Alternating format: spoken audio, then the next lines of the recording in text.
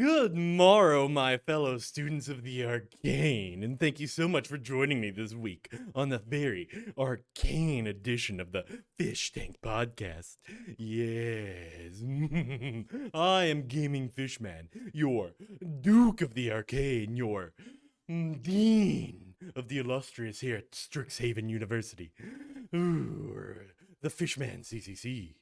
Ooh, and we have some very special topics to talk to you guys about this week. This week we go over the new Strixhaven cards, student. Yes, prepare your journals. Classes in session. WotC's new roadmap for the year of 2021. Ooh, what devilish treats will they have for us? And we might even have a fan fiction come to life because of it. Yes, all that and more as Fish Fights Time Spar Remastered. Fight all this more as we splash on into the fish tank, guys. Boom. All right. So,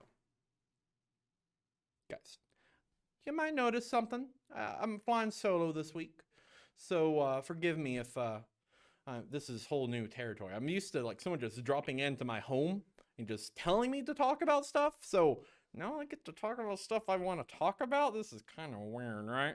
Oh, okay. Well.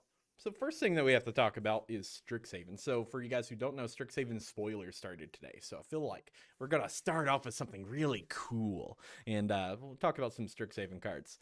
Ooh, they're looking super rad.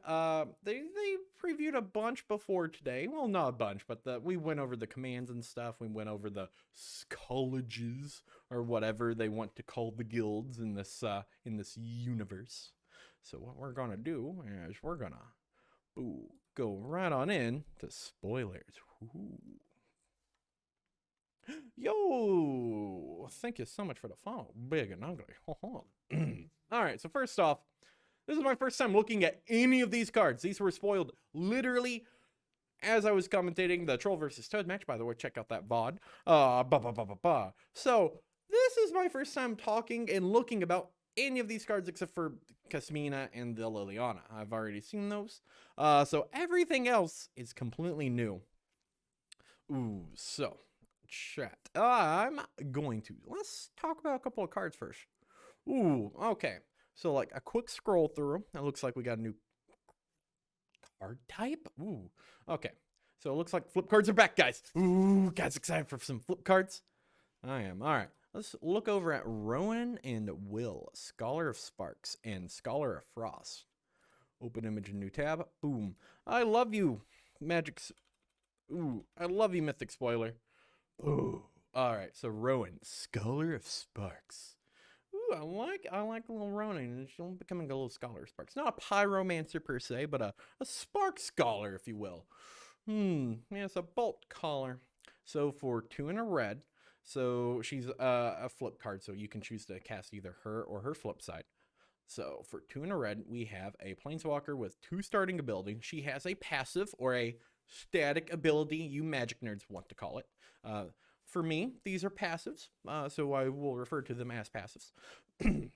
Instants and sorcery spells you cast cost 1 colorless less. So she is a goblin static caster, not static caster, but the red blue goblin card from her RTR block. I'm missing that. Goblin Electromancer. Yeah, she's a goblin Electromancer, so she's already really good.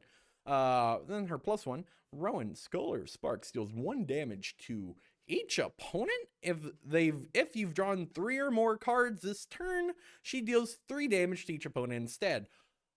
That's really cool. Okay, so her tick up, you immediately like deal 1 to each opponent. She can't hit creatures, so it makes her versatility kind of weird. But in mono red, she's pretty cool. Like you want to be going to the face. Now that's if you've drawn 3 or more cards this turn. That's really hard to do in mono red. Mono red's not really a card drawing deck. And the blue base control deck. You know what? There's still more to this card. We're losing half the cards for the trees. Let's go ahead and talk about her ultimate. You get an emblem with whenever you cast an instant or sorcery spell, you may pay 2. And if you do, copy that spell. You may choose new targets for that copy. See, now this I like. Yes, give me more of this. So she starts off at 2, so she immediately dies to like a lot of the creatures in the format. Yeah, so what's up everyone in chat land? Thank you guys for joining me here. I'm your hostess. So being able to just copy a spell is just really cool. Oh, and it's an emblem, so it's permanent, right? Oh, that's really sweet. So you can pay 2 and just cast. Oh, she's Calamax, but as an ult, that is very powerful. Oh. Oh, yep. You can tell I haven't looked at this card yet because I'm figuring stuff out with you guys, right? This is super cool. Ooh, all right. There's more to this card. Let's check her. Let's check her flip side, though. Let's check her blue counterpart. Will, Scholar of Frost. I love Mythic Spoiler, by the way. So fantastic. Will, Scholar of Frost. For 4 in a blue. He's a flip card, so you can choose to either cast him or her, or his sister, Rowan. Instant and sorcery spells, you cost 1 less to cast. Okay, so Goblin Electromancer is a passive. That's really cool. Tick up, +1. Up to 1 target creature has base power and toughness 0-2 until your next turn. That's really cool. That's very, not powerful, but that's a very helpful ability. We saw the 4-mana Jace from Return to Ravnica block have a ability similar to this to give all creatures -1/-1. We've seen a couple of other planeswalkers in the past give other creatures -X to their power. So a very Izzet ability to turn the whole board, well, not a whole board, but turn a creature into a 0-2 is pretty cool. I really like that. -3, draw 2 cards. That's how we draw 3 or more cards with Ronan. That's how we do 3 damage with her, is we just have to have her 5-mana brother on the board. Draw 2, that's fine. At -3, that's pretty hefty. Ooh. And then -7, exile up to 5 target permanents. For each permanent exiled this way, its controller creates a 4/4 blue-red elemental creature token. Okay.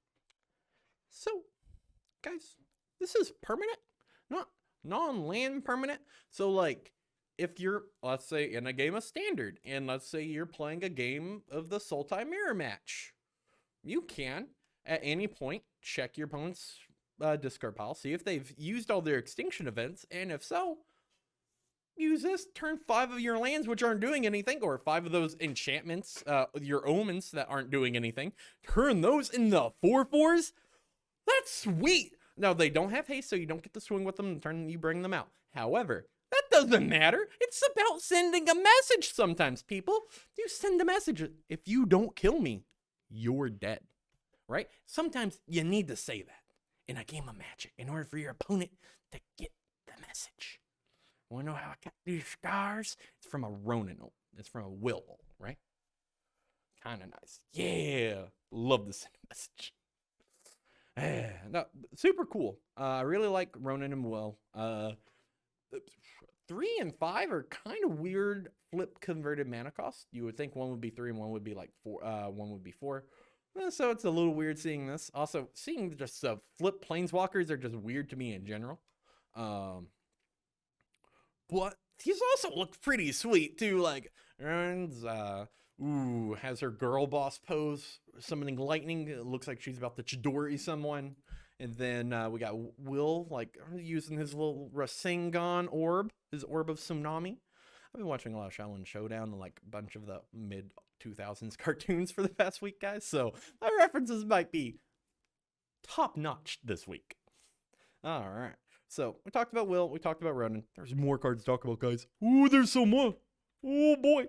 Oh, we got plenty of time to talk about because this was a slow news week. So we got the Ronin. Let's hit back. Let's talk about the Planeswalkers a little bit because I already have my takes on those. Let's look at Shadric Silverquill. Ooh. So this is his okay. Okay. All right. So this is his alternative art. I really like his other art. To be fair, it just kind of looks like a bunch of black and gray. It looks like a Dark Souls boss, all right? This is what you wanted, right, MTG boomers? You want more Dark Souls in your Magic? Then you got it with this dragon. All right, so for 3 in Orzhov, so 3 in a black and white. He's a legendary creature, Elder Dragon. Elder Dragon, okay, very important card text. We hardly ever see these unless they're on very pivotal characters and narratives. We saw this on the dragons from Dragons of Tarkir. We see this on Nicobolas a lot, and we see this on the Prime Evils from Dominaria and the core sets, like Archimedes and that stuff. Ooh, I can never beat Dark Souls. You know what? I've never beat a Dark Souls either, but I have beaten Bloodborne. Yeah. Then let's now talk about the old Hunter's DLC, all right? Orphan of Kos. No. I'm glad he's an orphan. So anyways, about this card is flying and double strike. He's a 2/5 body for 5. Okay, you can hear my hesitance already. So flying double strike, so he swings for 4. At the beginning of combat, on your turn, you may choose 2. Each mode must target a different player. Okay. Target player creates a 2/1 white and black Inkling creature token with flying. Oh, that's cool because silver quills are, the magic of the word and ink. Oh, that's really cool. So you make an Inkling. That's awesome. I love that. Flavor. This is the flavor I like. The flavor that mixes gameplay. Oh, none of this Thraven inspectors hopping into a smuggler's copter. None of that. No, give me dragons that make ink. I love it. Target player draws a card and loses a life. Target player puts a +1/+1 counter on each creature they control. Okay. You choose 2. You may choose 2. All right. So you can either choose to activate his ability and choose 2, or you can choose to pass on his ability, all right? This isn't one or the other. No, you have to lock in. You got to lock in whether or not you want to use these. So all of these are pluses, and they have to target different players, right? So in a game of Standard where it's one-on-one, you could swing with them and then have them draw a card or make a token to one that has flying that blocks your guy. So that's not really good. Target player +1/+1 counter on each creature they control. Sometimes they don't have creatures, and you just give them +1/+1 counters. That's really relevant. Drawing a card and losing a life, that's always going to be really good. Oh, that's always going to be good at every stage of the game. Unless you have 1 life, but in which case, then you're playing for something else. Ooh, that's really cool. You know what? I think this card is not a Commander All-Star. I think this card is going to make several people very happy for their Orzhov Commander decks, because I feel like, especially in like a group hug style, this guy is like a premier commander for this. An Orzhov group hug? Well, I guess it's like more like Orzhov Spiky Fort, right? Spiky Pillow Fort. Where, sure, you're giving them pluses and stuff, but sure, you're giving them a 2/1 with flying, but you also have like Hissing Miasma and like cards that damage them whenever creatures come into play. So you're really getting benefits off of his downside of giving them a 2/1 or pumping up their board. Because sometimes there's some cards in Magic that if creatures are too big, can't swing. Food for thought. So, you know what? This is the card I like. This is the type of card I like. A mythic that's super splashy. It's not a buy box promo, because I thought this was the buy box promo. It's not. It's an actual mythic in your set. Oof. But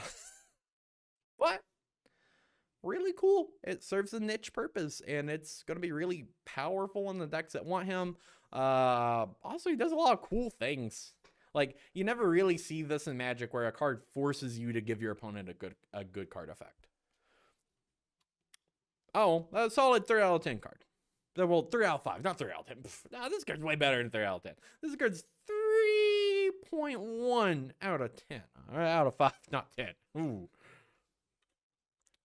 It's IGN. I hate this card. It's awful. 9 out of 10, there's a little bit of something for everyone. So now we're going to get into some more flip cards. We are going to talk about... I think already.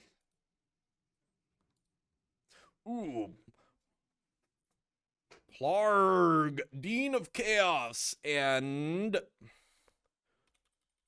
Alright, so I'm going to say this guy's name. It's going to be totally wrong. But I don't care, I'm right. Plor, the Dean of Gas. That's how he says his name. So for one and a red for a 2/2, so he's already a bear on rate, so that's pretty good. He's a legendary creature, Orc Shaman. Very important. So good. Love all the games so much. I love the art style for Dark Souls, man. I just love the gothic look of everything, where it looks like it's about to fall apart or come to life to kill you. I love it. It looks so cool. For 4 and a red, you can tap him and then reveal the top card of your library until you reveal a non-legendary, non-land card with a converted mana cost of 3 or less. I'm not using the term mana value, Watsy. You cannot make me. It is CMC, converted mana cost, not mana value. With a converted mana cost or 3 or less, you may cast that card without paying its mana cost. Put all revealed cards not cast this way onto the bottom of your library in a random order. I don't know. He's cool, right? He does some fun stuff. That's ability's real expensive. That's a real expensive ability. Being able to cast until you hit a CMC 3 or less for 5 mana, even at instant speed. Like, what are you hoping to hit with it? It's also, you have to go through a lot of hoops in order to set this up, right? Like, you have to have either Divining top up, you have to have already like a Scry engine set up in order to get the most out of him. It's also, you're paying 5 mana and tapping down your commander or your card to hopefully get a good instant or sorcery off the top. You have to have some pretty dang powerful stuff at your 3 or less slot in order to spend 5 mana to hope to hit it, right? Like, what are you hoping to hit? Cultivating Commander? Any draw spell? Not even then. Treasure Cruise is 8 mana. Sure, you only pay a blue for it, but that's a 7, and that's CMC. Oh man, that really cool. Not knocking them, not yucking anyone's yum. I'm just saying, there's a lot to sort through in order to find the gold, the good bits of. But let's look over it. His flip side, 2 halves of every coin. Ooh, Augusta, Dean of Order. So this is some Kamigawa looking art, right, guys? Ooh, so beautiful. Looks like she's just manifesting the actual spirit out of the book, which is perfect because that's what Lorehammer's all about, or whatever the guild is. Oh, okay. For 2 and a white, 1/3. So for 3 mana, so on rate she's okay. Other tapped creatures you control get +1/+0. Okay. Other untapped creatures you control get +0/+1.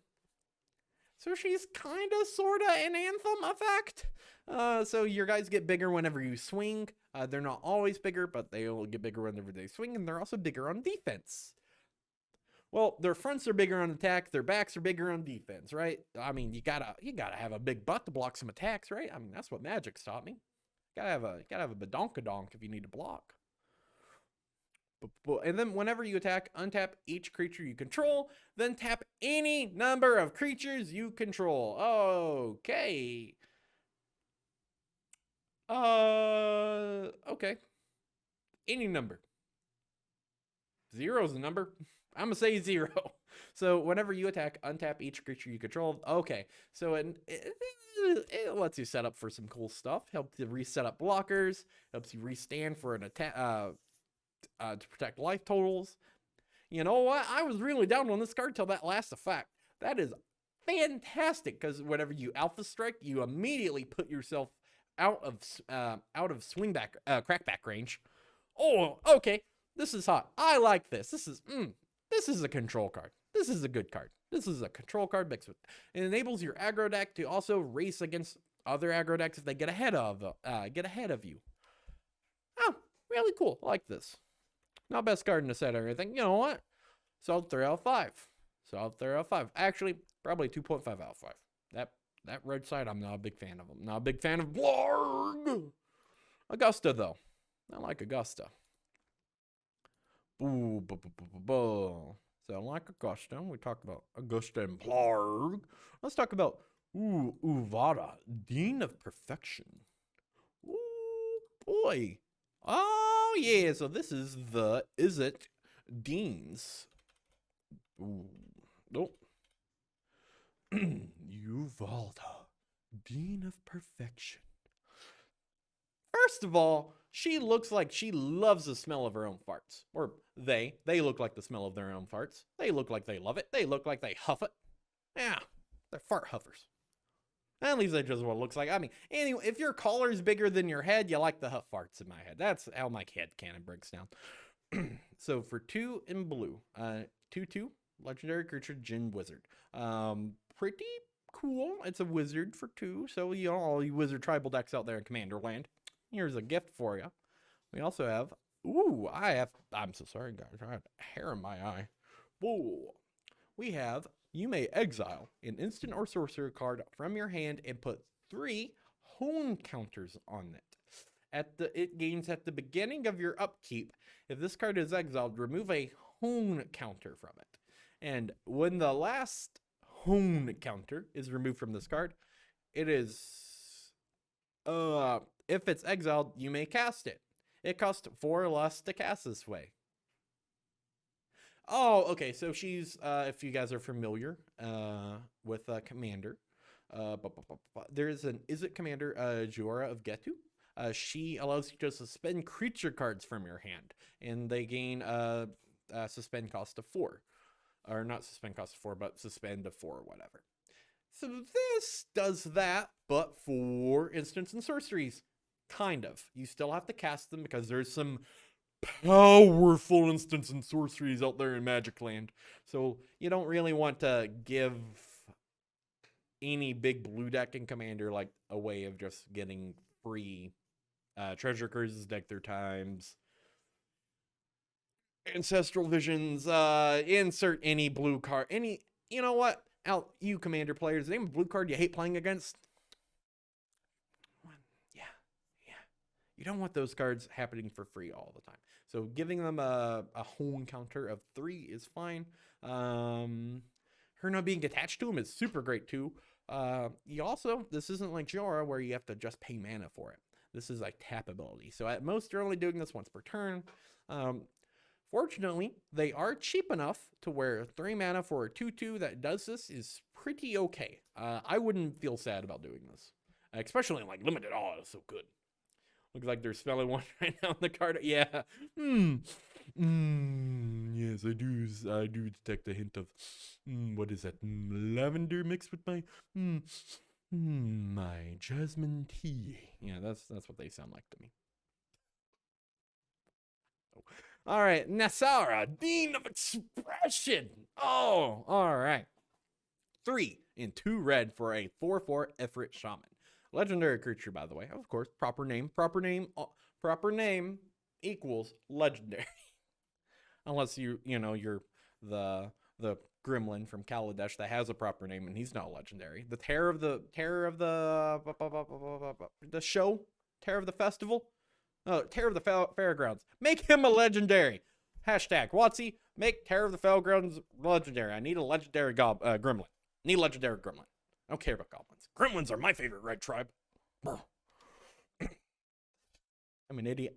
At the beginning of your upkeep, exile the top card of each opponent's library. Until the end of the turn, you may cast spell cards from among those cards.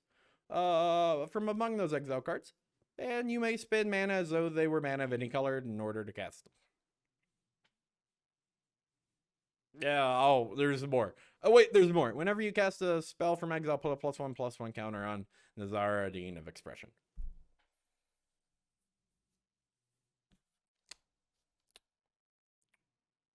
So it's a bad Gonti.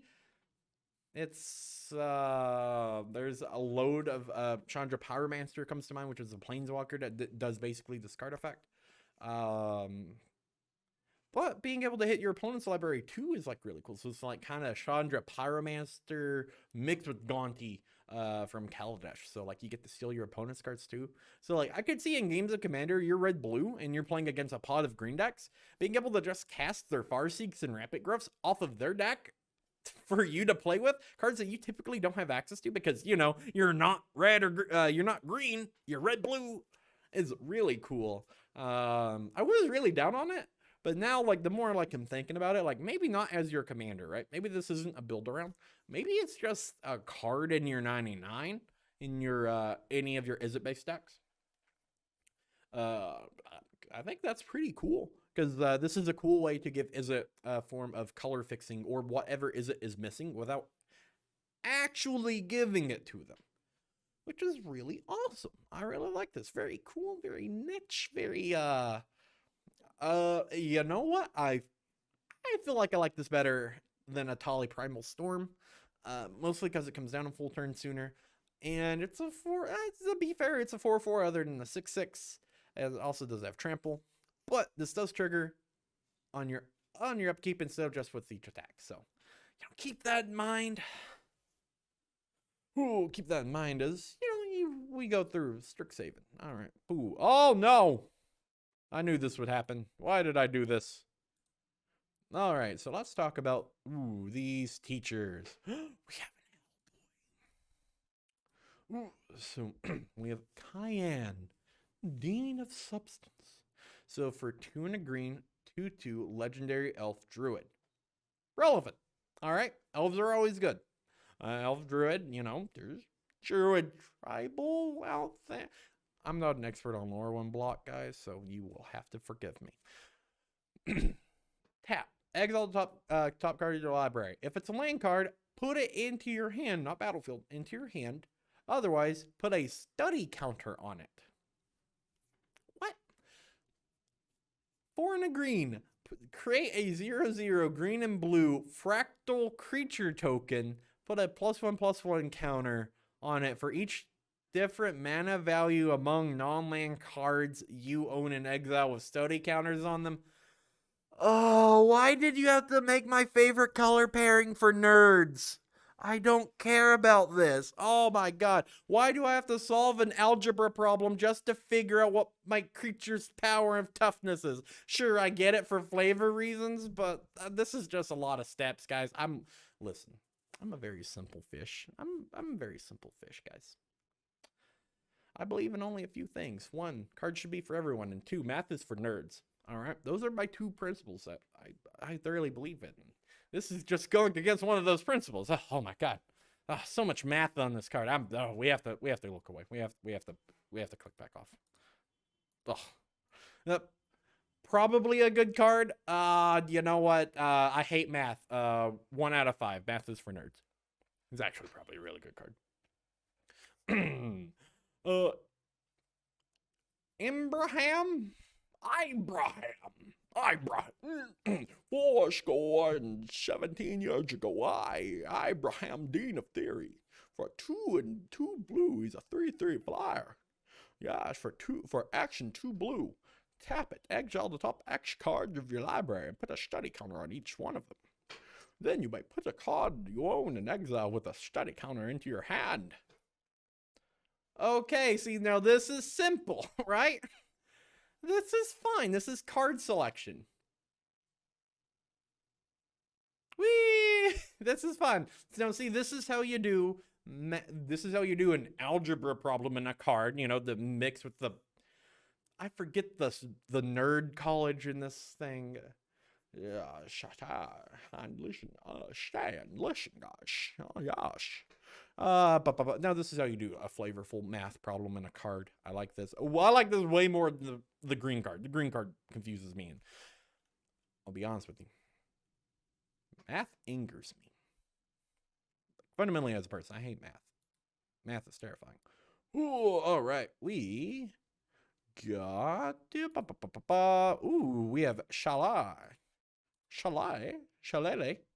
We have Shalele, Dean of Radiance. So this is the Silver Quill Dean, one of the Silver Quill Deans. For 1 and a white, 1/1 Flying Vigilance. That's some relevant card text. That's some awesome things. Ooh, Stan. Tap. Put a +1/+1 counter on each creature that entered the battlefield under your control this turn. That's really good.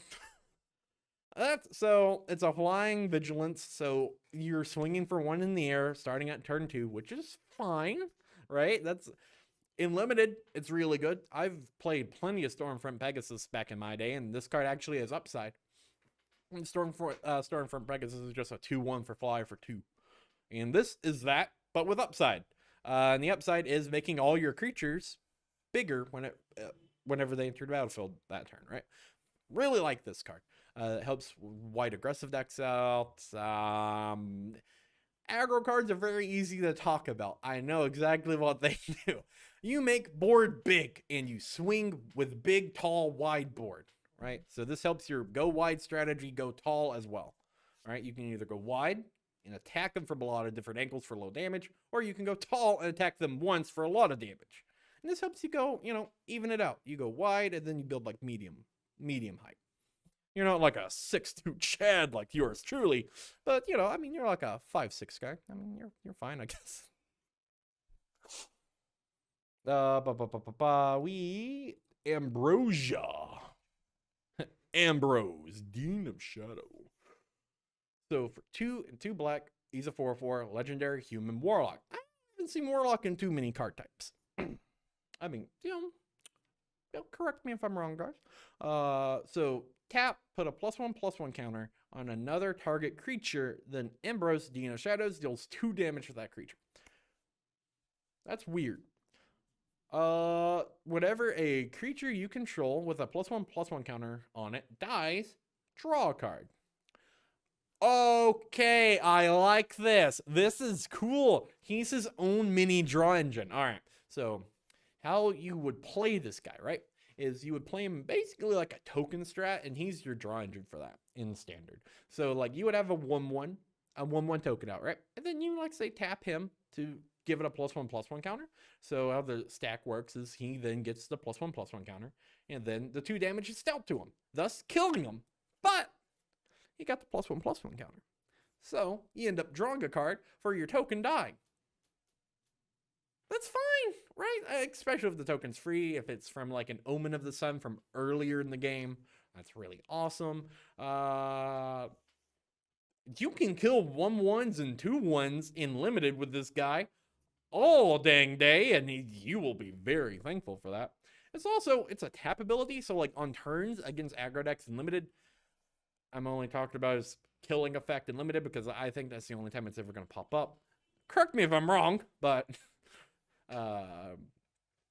you can set up your board to kill the guys, and you draw cards whenever your big guys die. Oh, this guy's solid 3 out of 5 card. Yeah, that's the thing with these rares, right? All these rares aren't really bad. They're all middle of the road. They all do stuff. They all do very fun and creative things in different formats. But they're all a little bit of puzzles to try to figure it out. I think we have one more. Ooh, Dean list to talk about. Dean list. Ooh, we have Valentina. Ooh. No, actually, it's Valentine. I'm Valentine, Dean of the Vein. Yes, yeah. Did I channel my inner Shadow the Hedgehog enough for you guys? So, Valentine, Dean of the Vein. Or is it Vein? So it's Valentine, Dean of the Vein. Oh, I don't know what they're doing. Valentine, Dean of the Vein. Menace lifelink for a 1-drop. Relevant card text. Hey, now we're talking. This guy's pretty good already. If a non-token creature an opponent controls would die, exile it instead. When you do, you may pay 2. And if you do, create a 1/1 black and green pest creature token with when this creature dies, gain 1 life. Oh, this card is a house. What? This guy is amazing. So he just sits on the board, right? Like you only swing with him whenever you can. He sits on the board, and then you just start killing their guys, and then you pay 2 and you get a guy back. That's really cool. I don't think he's standard all-star or anything, but this is a really cool interaction. This is really cool. You hardly ever see this in like modern Magic. Ooh. Some of the stuff you're saying. Oh, thank you guys. Ever thought about voice acting? Hey, I'm a amateur VA. You guys should hear me on my personal streams, hashtag at gamingfishman at twitch.tv, where we do a lot of improv-based stuff. This guy's sweet, right? Like, So they gave Black Green's really cool. Well, let's see his codeine. His Dean partner? Deanist partner. Academics partner. So we have Lizette, Dean of the Root. So it's weird. Vein and the root. I guess there's some like weird animal or nature stuff with Vein that I'm not familiar with that I need to look into. Ooh. Oh, but thank you guys for thinking I'm a good VA. It does excite me. So for 4 mana for 2 and 2 green, you get a 4/4 on rate. Really good. Really good on rate. We've seen some of these cards that aren't on rate and they're really bad. Whenever you gain life, you may pay 1. And if you do, put a +1/+1 counter on each creature you control, and those creatures gain trample until end of turn. Huh. This is cool. This is sweet. I like this. This is fine. Like, this is fine and limited. You can obviously tell they're really trying to power down standard because of the power level of Throne of Eldraine. That or they're just trying to power level down creatures so instant and sorcery sees them play instead of all the permanents from Urian that have been just destroying standard. So yeah, you can definitely tell they're ratcheting down power level. So some of these cards right now don't look impressive, especially whenever we compare it to some of the cards in Throne of Eldraine, for example. But here, let you guys know a little secret. Throne of Eldraine's going to rotate here soon, and whenever that does, standard becomes so much better. Oh my god. Literally every problem card, every problem standard has had within Eldraine's printing has been correlated. You can track everything back to Throne of Eldraine ruining the format. Hot take, Throne of Eldraine ruined Magic. I don't know why I said hot take. Everyone should agree with me. I'm right. You guys are nerds if you don't. All right. So, you know what? The Deans, pretty cool cards. I like them. I really like the blue-red one and the black-green ones. I think those two are by far the best. The Orzhov ones are also really cool, too. Especially because these are flip cards, so, like, you can choose to cast either or. You know what? Let's talk about Liliana, because I have a little bit with that Liliana later. I have a little bit. Got a little something, guys. So for Cassina, Enigma Sage. Each other so Cassina Enigma Sage is 1 in Simic, so 1 blue and a green, for a 2 mana starting loyalty planeswalker. Okay, pretty okay so far. She has a passive. I love the fact that planeswalkers now have passives. Can we just normalize calling them passives instead of static abilities? Because static abilities is for nerds. Passives for chads. So she has a passive ability of each other planeswalker you control has loyalty abilities of Cassina Enigma Sage. So what that means is any of your other planeswalkers can use her abilities. They still pay the loyalty costs from themselves, right? So like you can't have like your Elspeth from Theros Beyond Death. I forget the name of her, which is really sad because I really love Elspeth. Oh, Faye, be good again, please. I'll play you. You can't use the Elspeth to -8 if she doesn't have the 8. Right? It's standard Planeswalker rules apply. The real fun stuff comes into these abilities, guys. +2, not +1, +2. This is huge. +2. Scry 1.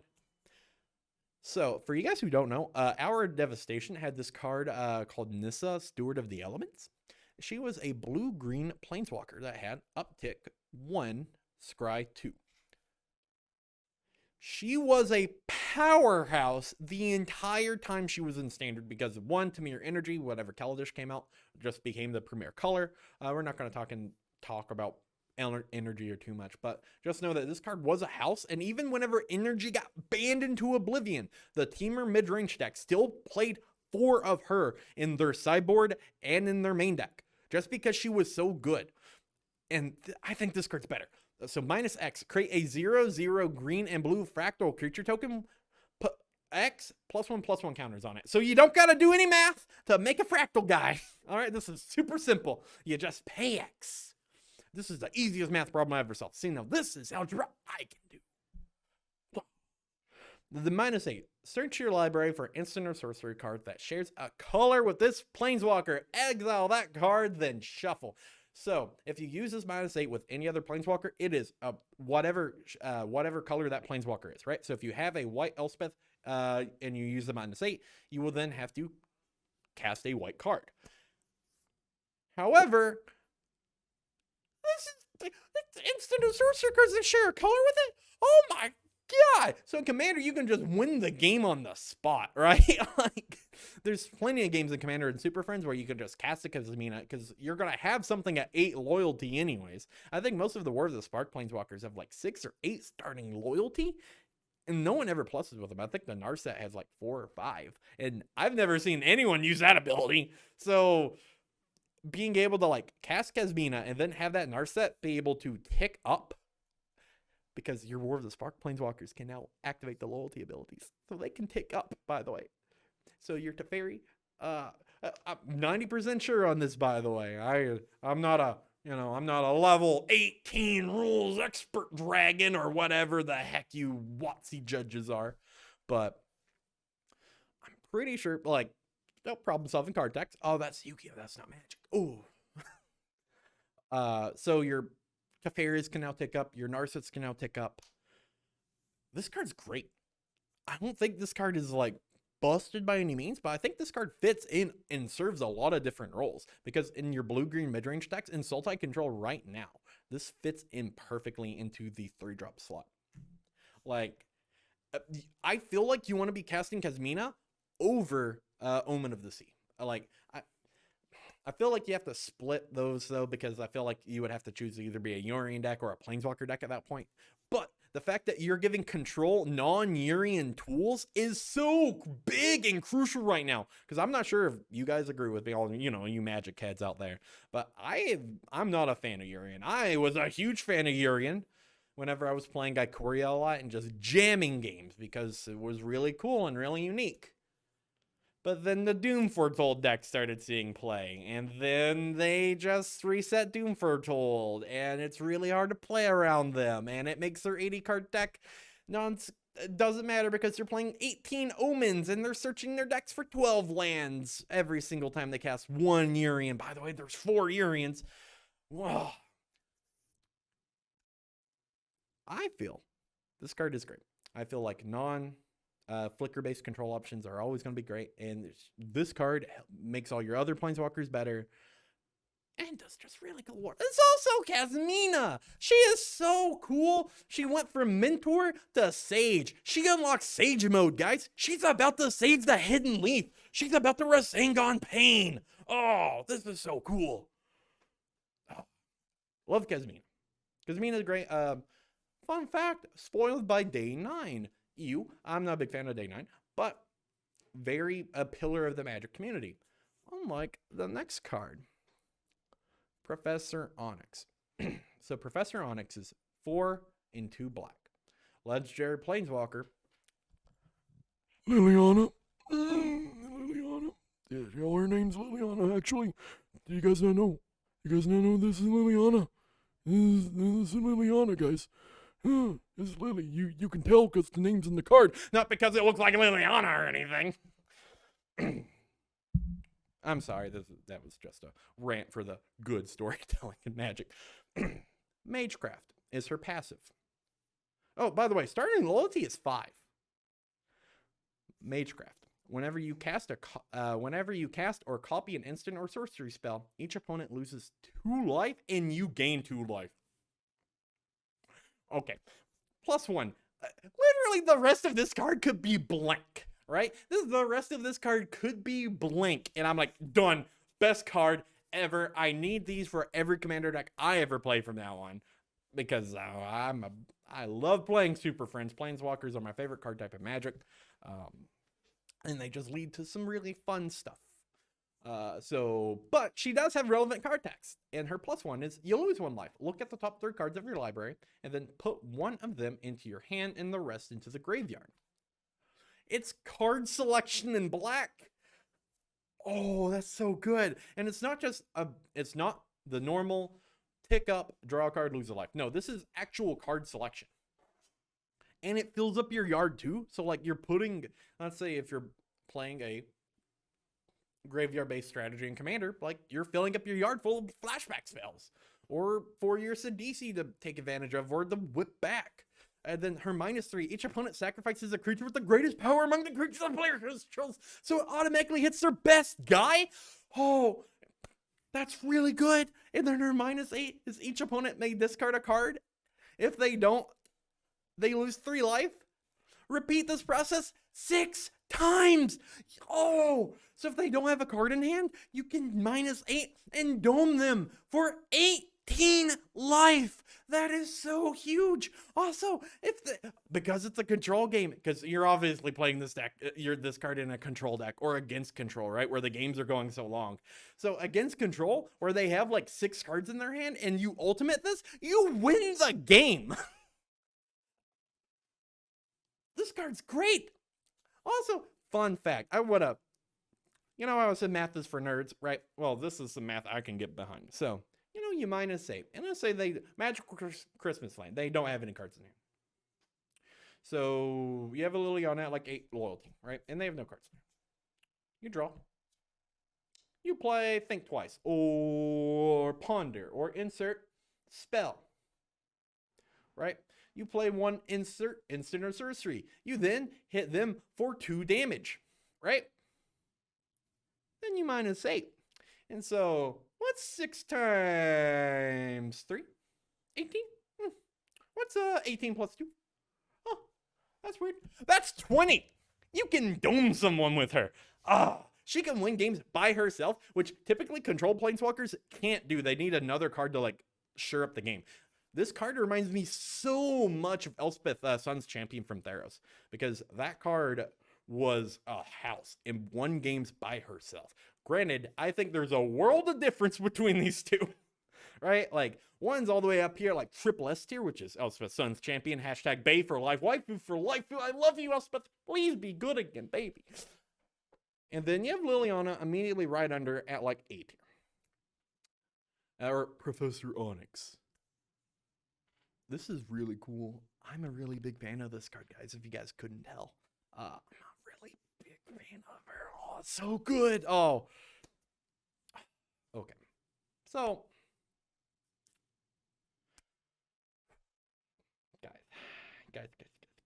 guys. My trolleys, my toadies. I got something to show you guys. So you know how I made a deal about showing that, telling you guys that day 9 previewed Cassina, right? Well, guess who previewed Professor Onyx? Now, it wasn't a Magic personality, or anyone that is in the Magic sphere of influence, right? It wasn't a Brad Nelson. It wasn't a Prof. It wasn't a Command Zone duo preview. No. This was from Danny Trejo of Spy Kids fame.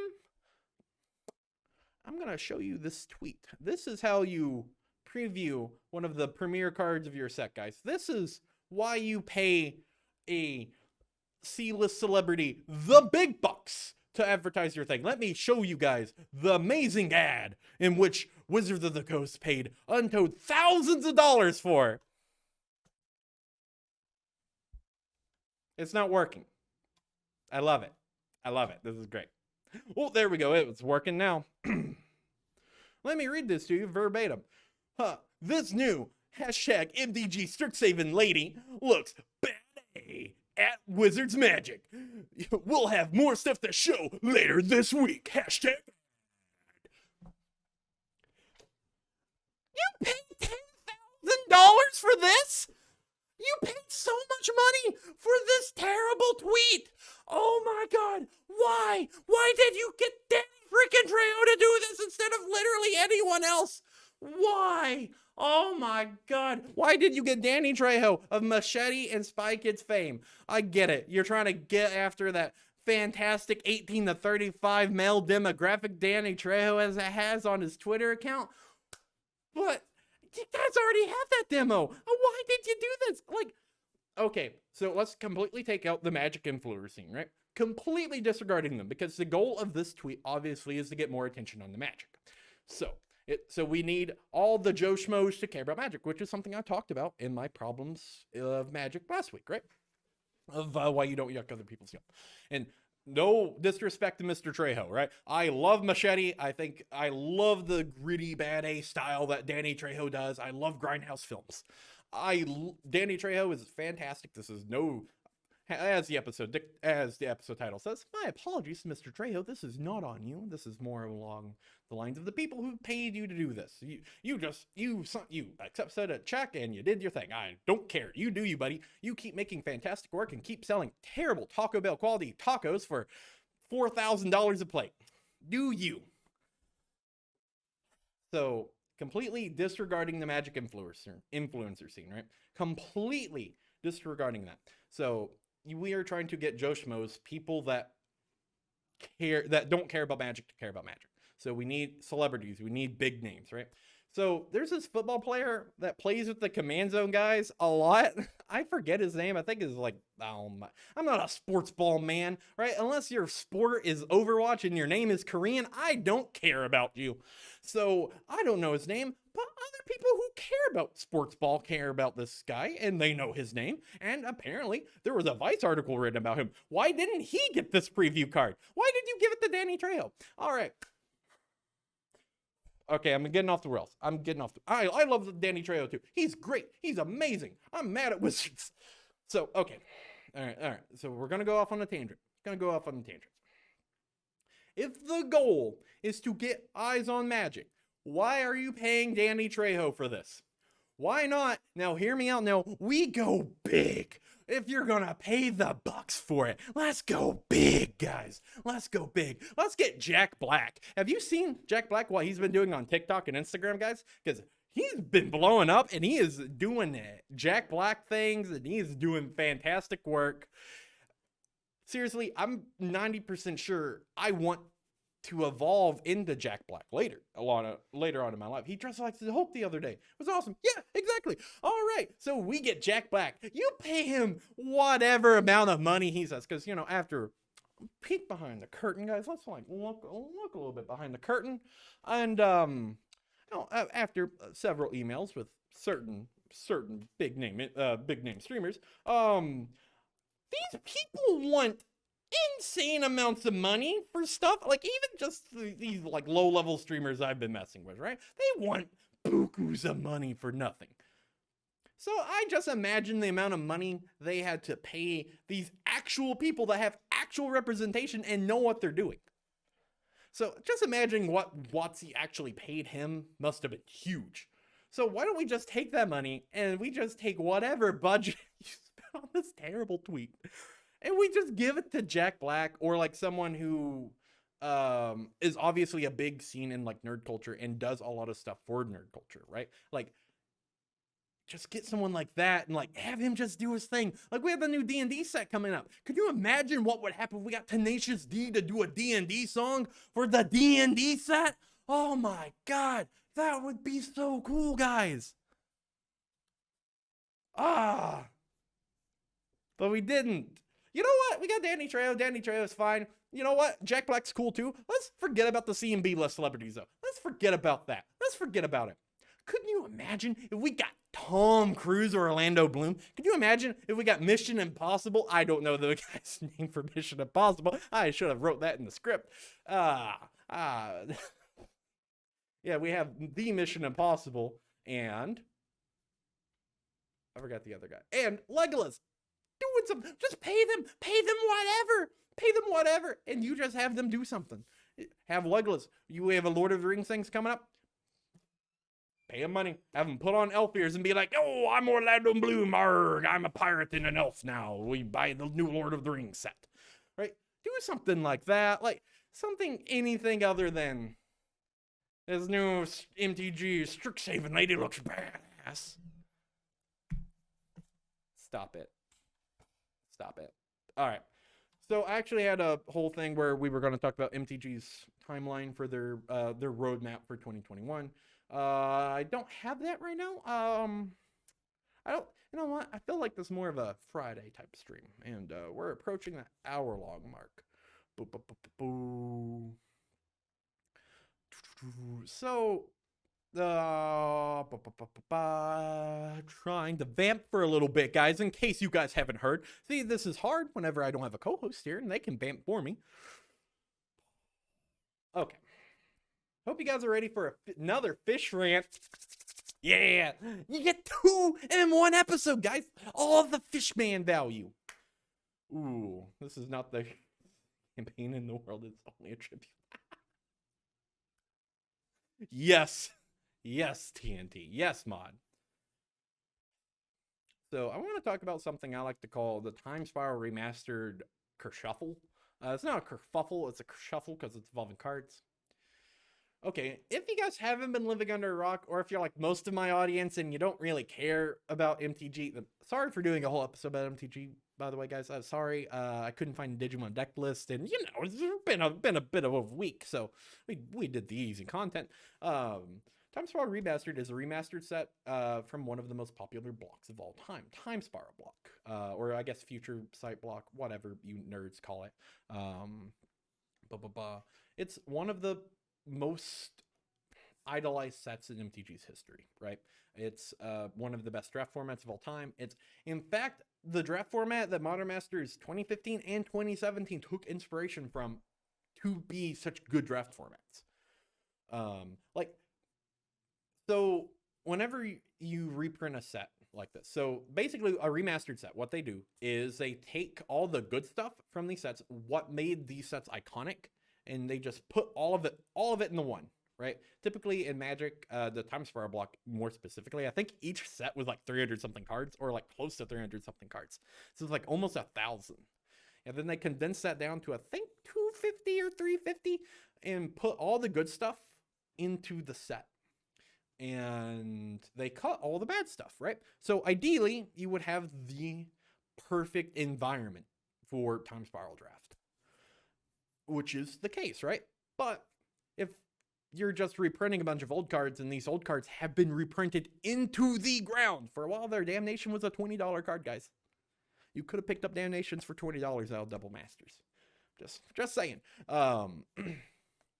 Like, they were reprinted into the ground. So how do you get people to buy these cards, buy these packs? You put in, Time Spiral block had these really cool cards called time shifted cards. They were the mythic rarity before mythics were a thing.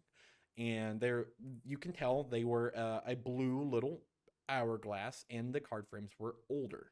They were from older cards. I remember opening a pack of Future Sight whenever I was a young boy out of my Yu-Gi-Oh! Tournament winnings and been like, ooh, I want this pack. And I remember getting a time shifted card. I think it was Edekin Javeliner. I think that was my first time shifted card. And I was really confused by it. But really cool frame. It's very iconic to older players. It's very desirable. So what they did with the time shifted cards in Time Spiral Remastered is, instead of pulling from like Magic's, all of Magic's past, like the time shifted cards were, to fit in for like flavor reasons, for the fit in holes and sealed and stuff, they just reprinted good cards. Like, we have cards like Thoughtseize, we have cards like Ponder, we have cards like Young Pyromancer. All these cards were never in Time Spiral block to begin with, but now they're at the time shifted rarity. By the way, they upticked the time shifted rarity. Now you get a time shifted card in every pack. So, so my question is, you guys are probably asking me right now, hey, Fishman, well, if you put so many old cards in a format that didn't have these old cards in it, then, wouldn't it not be the same format that you were playing in, so your nostalgia is not there? You're exactly right. It completely ruins the format, completely bends the format to itself, right? Because I remember playing Time Spiral Block Draft back in the day and getting Thoughtseize turn 1. Yeah, that's what I like to do. That was my favorite thing about Time Spiral Draft, getting Thoughtseized on turn 1, right? Everyone loves getting Thoughtseized on turn 1. That's fantastic. Just keep printing Thoughtseized in all your formats, Wizards. Everyone loves getting Thoughtseized turn 1. I got Thoughtseized a lot while trying to play Time Spiral Remastered. You guys might have noticed. Yeah.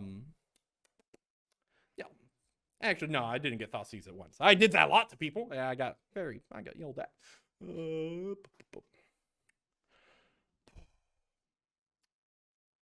I lost my thing. So yeah, so you can get Thoughtseize on turn 1. But these cards are still printed to the ground. Like Thoughtseize was a $25 card. It used to be $15, now it's $25, but that's still a reprint, so like you're knocking it down. So these time-shifted cards can be foil. I forgot to mention that. Time-shifted cards can be foil, and they have the same odds as a foil mythic rare. So ideally, you get like about 1 per case.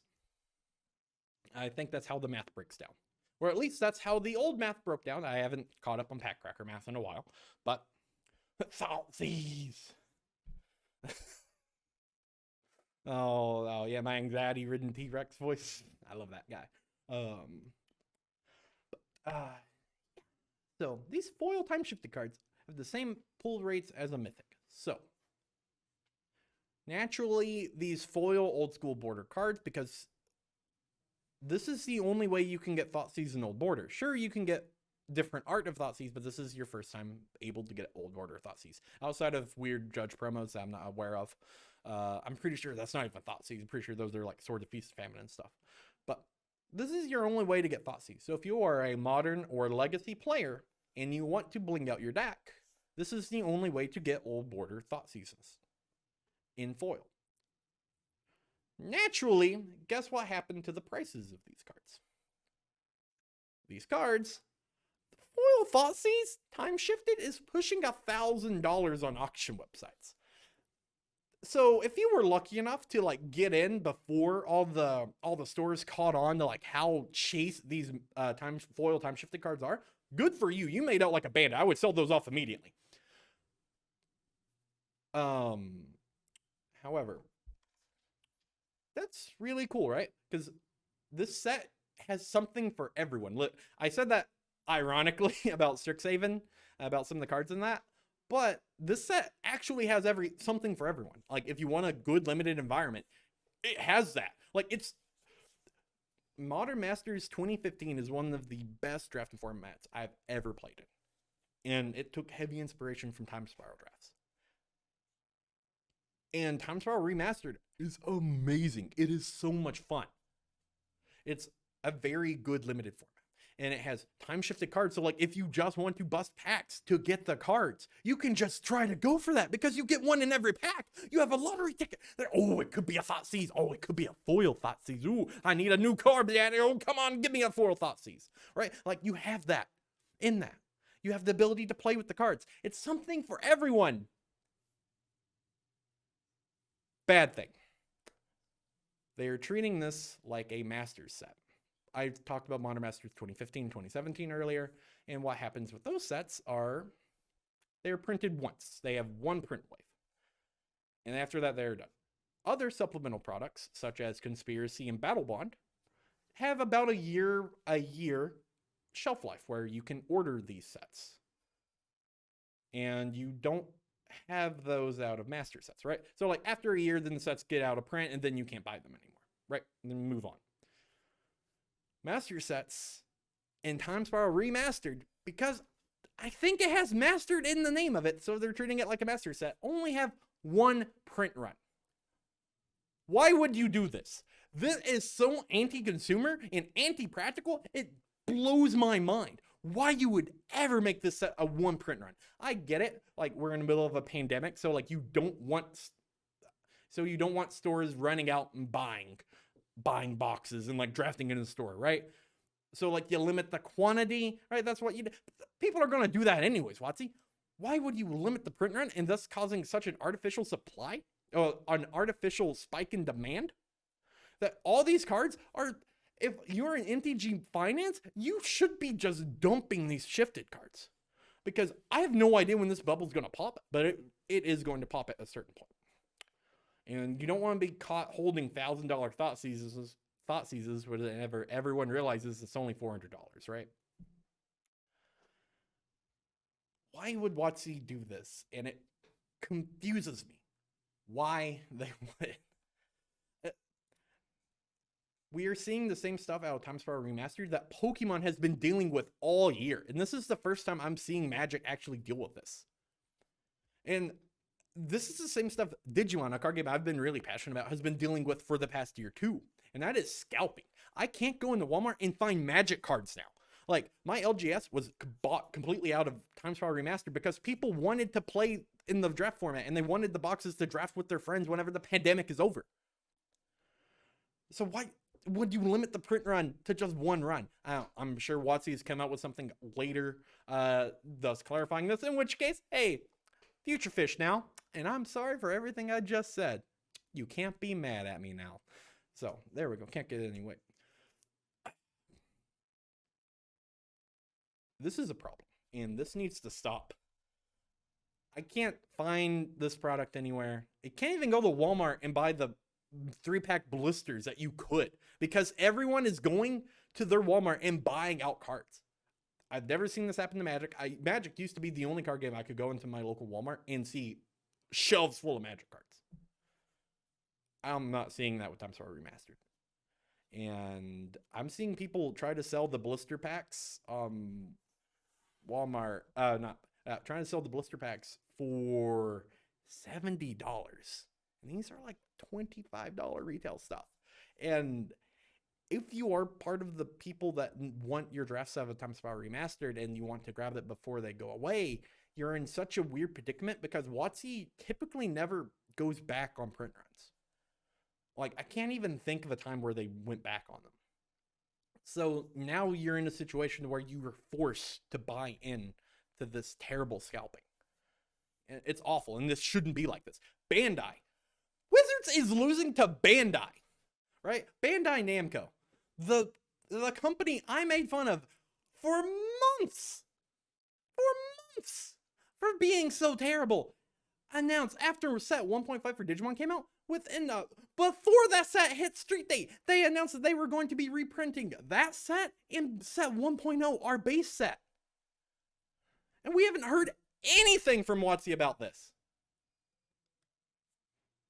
I expect better from WotC. You should too. You gotta let WotC know that this is uncalled for, that they need to up print runs. They need to do something, because these anti-consumer practices need to stop. And quite frankly, we deserve better. And WotC, learn to manage your hype, guys. Like, seriously, this set was so hype coming into it, and it left like a wet fart. You guys left a wet fart after you left the room. You don't want that. God, if you need someone to like manage your hype, call your boy up. I have a PhD in hype management, guys. I'm gaming fishman. God, I could. Please let WotC know that this Time Spiral Kershuffle, it's a Kershuffle, by the way, hashtag Kershuffle. Let them know that this is uncalled for and it needs to be changed. Go about that respectfully, very respectfully, by the way. Don't spam them in Twitter mentions or anything. Don't spam at all. Just send a courtesy at WotC. Hey, Time Spiral Remastered looks dope. Can we get another print run? That's it. Just do it once. Just let them know that this is a problem and that you guys don't want to be taken advantage of from scalpers. Because you guys are pretty much forced to right now. And shouldn't be happening. Oh boy, that was a downer. Oh boy. All right. Typically, I leave you guys off on a positive note. We do something fun, right? Unfortunately, life's not all sunshine and rainbows sometimes. Sometimes you gotta be mean about some stuff. And that's what we gotta be mean about now. But hopefully this was an informative show for you guys. Hopefully you guys had fun. I know I always have a blast whenever I do the fish tank for you guys. And naturally, we're going to be wrapping it up right now. So I'm just going to do the typical call to actions. Make sure to check out our Discord using !Discord. Make sure to check us out on all of our socials, !Socials. It helps you keep up with all the fantastic deals going on. Oh, remember, if you're sub to us on Twitch, you get bonuses in the Discord, by the way. So that gives you all the more reasons to keep subbing to us. Ooh, yeah. Join our Discord especially. I'm in there a lot. Granted, allergies have kicked my butt royally for the past week, so I have been very quiet, but hey, if you can't tell, yo boys back up the maximum power. So it's going to be great. It's going to be super fun. Make sure to check out all of our streams tomorrow. We have a stream going on at 2 which is the Friday Jeremy stream. By the way, guys, Panda, Bear, whenever you guys go into that Jeremy stream, let Jeremy know. I said hi. Love Jeremy. Jeremy's my boy. Love Jeremy. We also have the Yu-Gi-Oh! Super Show with Logan and Cody coming up at Friday at 6:30. I love those guys. Do the same thing, guys. Pop in, tell them Fishman said hi, what's up, and then winky face, winky emoticon. They'll know what you mean. Then Saturdays we have the Chris's collection corner, or collection showcase, which is where Chris Gamble, my co-commentator for the Troll vs. Toad stream, shows off collectibles. It's super fun, super informative. I really like it. And then after that, we have the D&D stream, which is amazing, guys. I really like what we're doing. By the way, all of our VODs are up on Twitch, so make sure to check out our VODs if you guys have missed anything. Off the top of my head, Wednesday we have Drew's Poke Shop. We're doing a bunch of Pokemon openings. It goes about Pokemon news. Make sure to check them out on there. And Thursdays we have Troll vs. Toad, baby. We got Go Format. Yeah, I'm playing 2 weeks from now, and our next match is set up to go up next week. I should be commentating that one too. We should have the glare situation fixed by then. So I'm Gaming Fishman, and if you want to see more of this chaos that I bring to the camera, then check me out at twitch.tv/gamingfishman, and it's Gaming Fishman on literally every social media platform. Also check out my YouTube channel and my podcast. It's all comedy based, super fun. D&D stream. Yeah, oh, make the D&D stream, by the way. Palmer's in that. Check him out. I like his Johnny Silverhands character. Silver Gun. Yeah, maybe add a life point calc in the next time versus. Yep, I have a whole list of stuff, Drew Bear. Don't worry, the next stream is gonna be muy caliente. That's my Italian for today, guys. And I'm Gaming Fishman. I love you guys. And Fishman's splashing out. You guys get out of my house. Love you guys.